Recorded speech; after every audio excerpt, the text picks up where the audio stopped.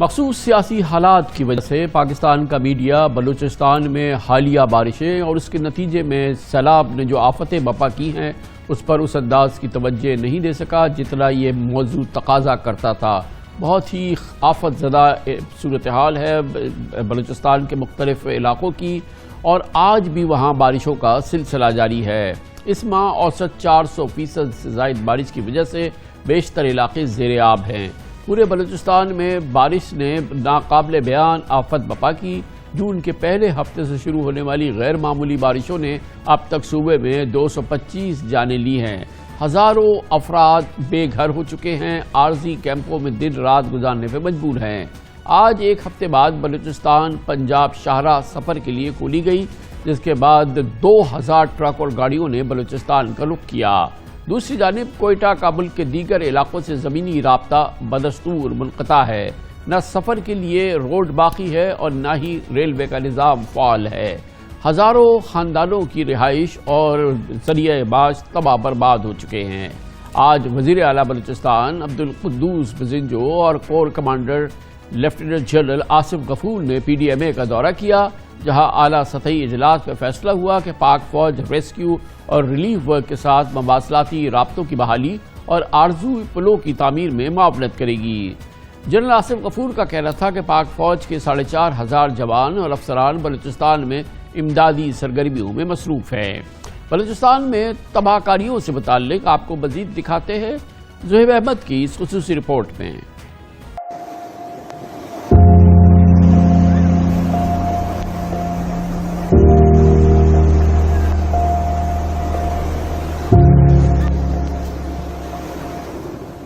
بلوچستان آہوں اور سسکیوں میں ڈوب چکا ہے۔ باران رحمت آفت بن کر نازل ہوئی، پانیوں میں گھر کھڑے ہیں، انسان تو انسان، مویشی مرے پڑے ہیں، راستے دلدل بنے ہیں، اینٹیں گارا اور کیچڑ بنے ہیں، اور اس گارے میں دبی زندگیاں فاقے سے ہیں۔ نہ سر پر سائباں ہے، نہ پاؤں تلے خشک زمین۔ ایک آسمان ہے جو روز برستا ہے اور بلوچستان کا مکین حکومتی امداد کو ترستا ہے۔ بلوچستان ڈوب رہا ہے، اللہ کے عذاب سے بھائی کچھ کرو ہمارے کے لیے۔ یہ بچوں سے پوچھو، 14 دن ایسے بیٹھے ہیں کہ اللہ آسمان کے نیچے خدا کی آسرے پہ کچھ کرو یار، ڈوب کے مرو۔ یہ ہدایت چھوڑ دو، ہدایت چھوڑ دو، آپ کی ہمیں ضرورت ہی نہیں ہے، کچھ نہیں کر سکتے ہو، دوڑتے ہو، بٹن چاہے ہے کوئی اور کام آپ لوگوں کا ہو تو بھاگ کے جاتے ہو۔ اگر ہمارا غریبوں کے اوپر آئے تو آپ خاموش ہوتے ہو، یہ انسانیت ہے۔ نہ گورنمنٹ کچھ کر رہا ہے، نہ یہاں کے انتظامیہ کچھ کر رہا ہے، نہ کھانے پینے کا کچھ ہے۔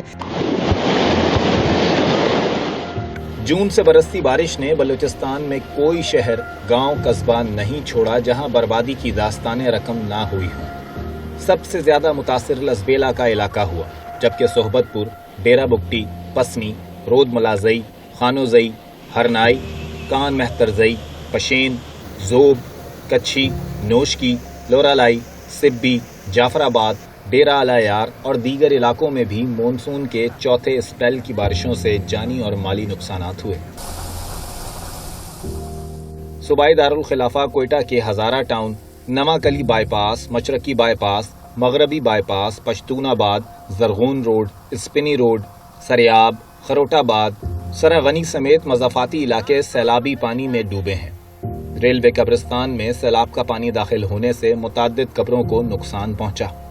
گزشتہ ایک ہفتے سے کوئٹہ کا ملک بھر سے زمینی رابطہ منقطع ہے، جبکہ ٹرین سروس بھی معطل ہے۔ اس ٹائم تمام شاہراہیں بند ہیں، جس کی وجہ سے تمام مسافران پریشان حال ہیں، اور ہم اس ٹائم کوئٹہ اسٹیشن پر ہیں۔ صبح ہم اس ٹرین پر یہاں سے روانہ ہوئے، لیکن 2 گھنٹے کی مسافت کے بعد پھر انہوں نے واپس لے آئے۔ ٹرین بھی کینسل کر دی گئی ہے اور ٹرمینل بھی ٹوٹل سارے بند ہیں، اب پتہ نہیں کہاں جائیں۔ اور لوگوں کے سڑک کے بہ گئے، گرے بہ گئے، جانور بہ گئے، گندم بہ گئے۔ ابھی آپ یہ اپنے اوپر فیلنگ کریں کہ یار وہ کس طرح گزار رہے۔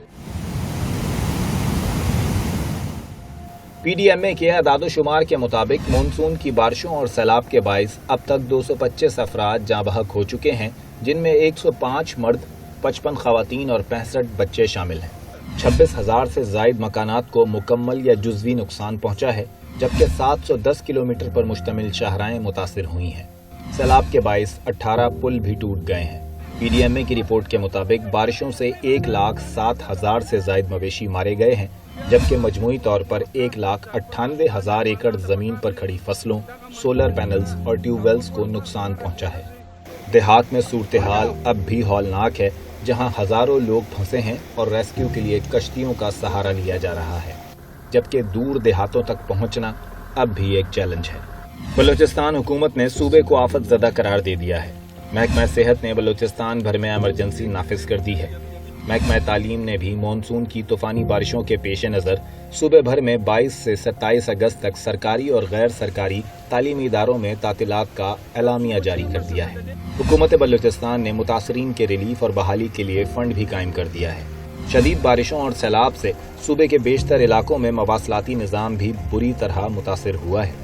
कोयटा समेत दीगर इलाकों में इंटरनेट और टेली कम्युनिकेशन का निज़ाम दरहम बरहम हो गया है, जिसके बायस सरकारी और निजी दफातर, नादरा और पासपोर्ट सिस्टम के साथ साथ बैंकारी का निज़ाम भी मुतासिर है।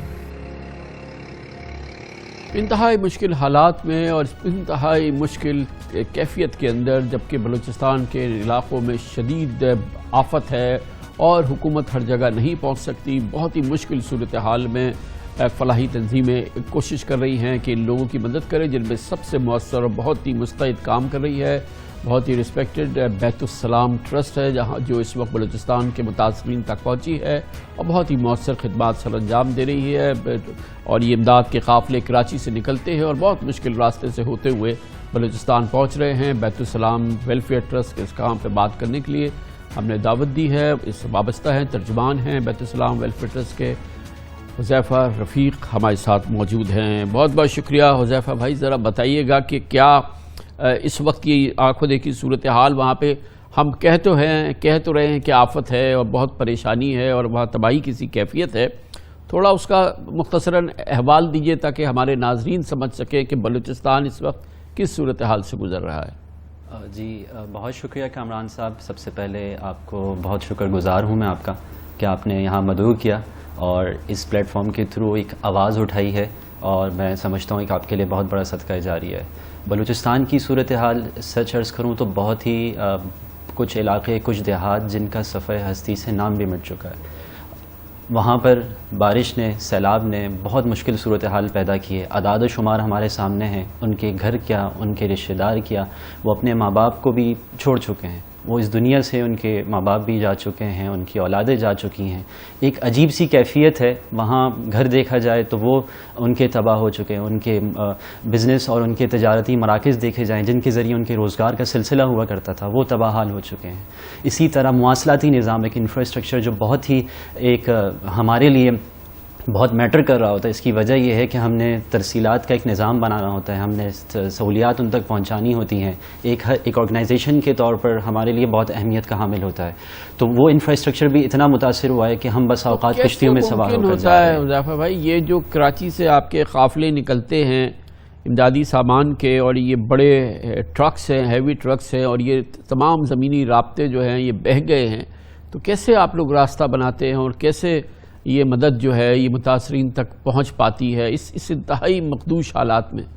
जी कामरान साहब, कई दसियों कंटेनर अल्हम्दुलिल्लाह हमने रवाना किए मुख्तलिफ़ इलाक़ों से, अल्हम्दुलिल्लाह पाकिस्तान से और ओवरसीज़ पाकिस्तानियों ने और बिज़नेस कम्युनिटी ने एक बड़ा ताउन किया और वो जारी रखा हुआ है हमेशा की तरह।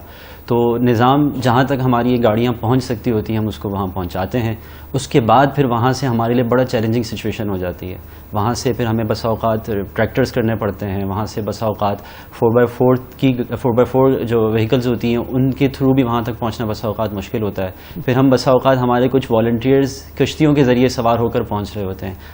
आधे उनका जिस्म जो वो पानी में होता है, किसी तरह मुस्तहिकीन तक उनकी अमानतें जो हमें लोग एतमाद करके हमें दे रहे हैं, हमारे हैंड ओवर कर रहे हैं, हम उन तक वो पहुँचा सकें। तो एक मुश्किल फ़िज़ा होती है, बहुत मुश्किल रास्ते होते हैं, लेकिन अल्हम्दुलिल्लाह चूँकि हमारे रज़ाकार ये जो है ये सिर्फ सामान और ये ट्रक्स और ये तमाम जो मदद है, ये सिर्फ ये नहीं है कि वहाँ तक पहुँचना है। और फिर जो मैंने थोड़ा काम देखा है उसमें माशाल्लाह ये जो रज़ाकार हैं ये अपने हाथ से फिर ये मुतासरीन तक उसको पहुँचाते भी है। ये नहीं कि ट्रक ले जाके सामान फेंक दिया और लोग आएँ और लेके चले जाएँ या कोई और तरीक़ा हो। جی کمال صاحب، میں اس سے آگے کی بات آپ سے عرض کروں تو الحمدللہ ہم نے اپنے سارے رضاکار والنٹیئرز کو ایک گوگل فارم دے دیا ہے جس کے تھرو ہمیں بینیفیشریز کا ڈیٹا ان کے CNIC نمبر تک ہمیں دے رہے ہوتے ہیں. چونکہ یہ زکوٰۃ کی رقم ہوتی ہے اس میں اکثر، اور ایک زکوٰۃ کو ایک مستحق تک پہنچانا ایک اہم فریضہ ہے. دینا بھی ایک فریضہ ہے لیکن اس تک پہنچانا اس سے اہم فریضہ ہو جاتا ہے کیونکہ یہ امانت ہوتی ہے. تو ہمارے پاس ان کا ڈیٹا، ان کی سچویشن، ان کی خاندان کی نوعیت، ان کے کاروبار کی نوعیت، پھر اس کے بعد جب ان کی سلیکشن ہوتی ہے ان کو ٹوکن تقسیم کر دیے جاتے ہیں. اس کے بعد پھر ہم ان فیملیز تک راشن پہنچا رہے ہوتے ہیں، خیمے پہنچا رہے ہوتے ہیں. چھوٹی چھوٹی بستیاں ہم لگا رہے ہیں جو متاثرہ گاؤں ہیں، دیہات ہیں، وہاں 30 40 50 خیموں پر مشتمل ہم خیمہ بستیاں لگا رہے ہیں. پھر ان کی ماہانہ ان کے راشن کا نظام ہے، ان کے ترپالوں کا نظام ہے، اور 10 چیزیں مختلف ہیں جو ان کے لیے بہت نیسیسٹی، بہت اہمیت کے حامل ہیں، جس میں ان کی طبی ادویات بھی شامل ہیں، میڈیکل کیمپس بھی شامل ہیں. اب اس کے بعد یہ سچویشن تو اب تک کی ہے، لیکن اس کے بعد آگے چیلنجنگ یہ ہے کہ ان کی ریہیبلیٹیشن کی طرف جانا ہے، ان کی بحالی کی طرف جانا ہے. تو اس میں ہم ان کے لیے قرض حسنہ، گھروں کی تعمیر، اینٹیں، سیمنٹ بلاک کے ہم مختلف سینٹرز بنا رہے ہیں جن کے تھرو ہم ان کو آگے وہ سپلائی دے رہے ہوں گے. اور اسی طرح قرض حسنہ کے ذریعے پھر ان کے بزنس کو ڈیولپ کرنا ظاہر سی بات ہے. تو اس کے لیے ہم ان کی جو ہے وہ معاونت کے لیے آگے بڑھ رہے ہیں. انشاءاللہ یہ کام اللہ تعالیٰ لے رہے ہیں، لوگوں کا اعتماد ہے، انشاءاللہ یہ آگے بڑھتا چلا جائے گا. جزاک اللہ، جزاک اللہ. بہت بہت شکریہ، بہت شکریہ. حذیفہ رفیق صاحب ہمارے ساتھ موجود تھے. ترجمان بیت السلام ٹرسٹ انمول بیش بہا کام کر رہی ہے بلوچستان کے متاثرین کا، جن کا کہ بظاہر جاننے والا کوئی نہیں ہے، میڈیا پہ ذکر نہیں ہو رہا بلوچستان کی اس تباہ کن صورتحال کا. یہ ہم نے آپ کے سامنے رکھی.